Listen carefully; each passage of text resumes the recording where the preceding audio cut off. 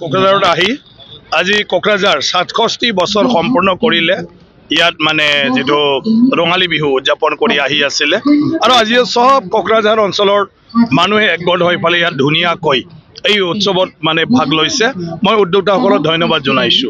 মোক আমন্ত্ৰণ জনাইছিলে হিচাপে আহি পালো, ভালেই লাগিল ইমান দিনৰ পিছত বিহুৰ নামত সবকে লগ পোৱাৰ কাৰণে।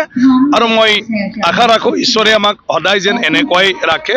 এয়া বিহু আমাৰ অসমীয়া জাতিৰ এটা সংস্কৃতি আৰু পৰম্পৰাগতভাৱে হেতু পালন কৰি আহি আছে আগৰ পৰাই।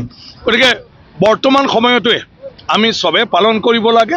আৰু আজি কোকৰাঝাৰত এইটো ধুনীয়াকৈ কিছুমান মানে বিশিষ্ট ব্যক্তিসকলে উদ্যোগ লৈ যি ধৰণে মানে ইয়াত মানে পাতিছে তাক সঁচাকৈ মানে ধন্যবাদ দিব লাগিব। নাই বাৰ্তাটো কি আৰু সদায় মিলি থাকিব লাগে। বিহুৰ সময়ত যেনেকৈ আমি এজনে আনজনৰ প্ৰতি কিবা এটা সন্দেহ আছিল যদিও বেয়া পোৱা আছিল যদিও সেইবিলাক আমি বিহুত সব মানে বাদ দিওঁ।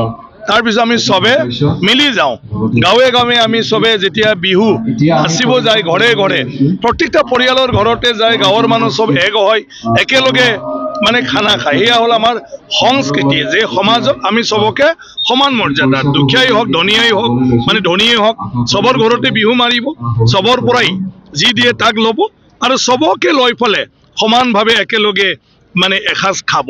এইটো হ'ল আমাৰ সংস্কৃতি। গতিকে সেই বিহুটোৱে আমাৰ অসমীয়া সমাজত নিজৰ মাজত ভাল পোৱা, নিজৰ মাজত মিলন, নিজৰ মাজত একতা আৰু সামাজিকভাৱে মানে যেটো সমাজখন আমি মানে কি কয় শক্তিশালী কৰি অটুট ৰাখো।